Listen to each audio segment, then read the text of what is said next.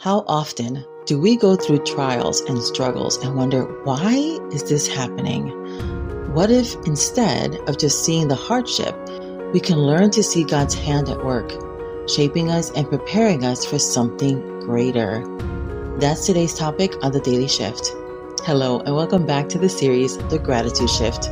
Today we're stepping into day 3 of our journey together. If you're tuning in for the first time, we're on a 21-day journey to explore the incredible power of gratitude. Each day, we're diving deeper into how gratitude can transform different areas of our lives. Yesterday, we focused on how gratitude can reshape our relationships, helping us connect with others through God's love. Today, we're taking it a step further by exploring the power of gratitude when we face life's challenges. This one is big because we are always going through some kind of transition. Hi, if you're new to me, my name is Raquel, and I'm your GPS for success. James 1, verses 2 and 3 say, "Consider it pure joy, my brothers and sisters, whenever you face trials of many kinds, because you know that the testing of your faith produces perseverance." I love this verse from James. It's not an easy one to live by, is it? Being told to consider it pure joy when facing trials feels almost counterintuitive. But James reminds us that these trials have a purpose. They're producing perseverance in us, building a resilience that we couldn't get any other way. When we face challenges, our first instinct is often to pray for a way out. And there's nothing wrong with that. But what if, alongside that prayer, we also ask God to show us what He's doing in us through this struggle? What if we could find something to thank Him for, even in the midst of our pain? That's the kind of gratitude that strengthens our faith and gives us a new lens to see our trials. So, how does gratitude come into play when we're in the middle of something hard? Think about a time when you were going through a tough season, a loss, a setback. Maybe even a time when you felt alone. During those moments, it's easy to focus on what's going wrong, on what we wish was different. But gratitude shifts our focus. Instead of being consumed by what's lacking, we start to see God's provision and presence in the details. Gratitude doesn't erase the pain or make everything perfect, but it does invite us to recognize that God is still working. It reminds us that we're not abandoned. Neuroscience shows us that practicing gratitude during difficult times can actually reduce stress. By focusing on what we're thankful for, even if it's something small, we're rewiring our brains to stay calm and steady instead of getting overwhelmed by fear and frustration. And here's the beautiful part. Every time we practice gratitude, we're building resilience. We're training ourselves to respond to challenges with a mindset of trust and faith.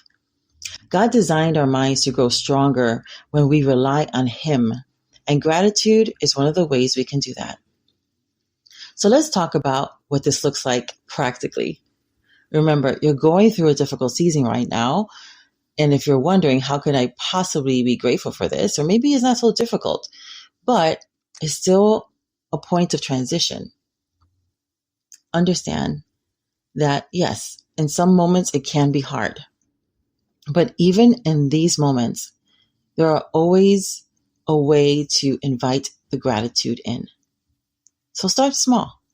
Thank God for giving you strength to keep going, for surrounding you with the people who care for you, or the lessons that He's teaching you in the midst of this.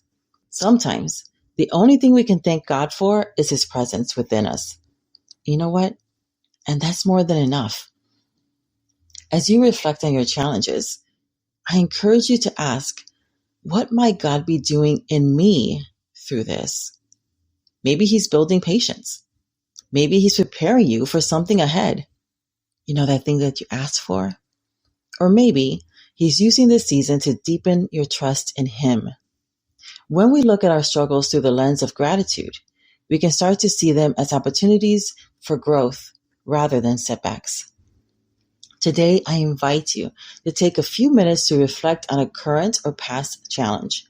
Think about one thing, no matter how small, that you can thank God for within that situation. Maybe it's the strength you didn't know you had, the friends who supported you, or even a lesson learned. Write it down and thank God for it. Even if you can't see the full picture yet, know that God's working for your good. If we're using our complimentary journal, Grass in the Desert, you'll find space to jot down these reflections and additional questions to help you dig deeper. This journal is designed to support you through this journey with over 100 biblical affirmations that touch every area of life, from peace and joy to strength and provision. Each affirmation is a reminder of God's promises, a truth you can hold on to when the days get tough. If you don't have it yet, look in the description. There's a link that will take you right to it. Gratitude in tough times isn't easy, but it's powerful. It's a statement of faith, a way of saying, God, I trust you with this. I believe you're using this for my good, even if I don't see it right now. Let's close today with a prayer.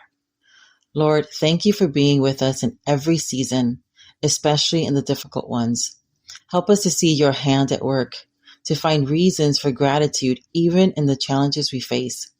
Give us the strength to persevere and the wisdom to recognize your purpose in every trial.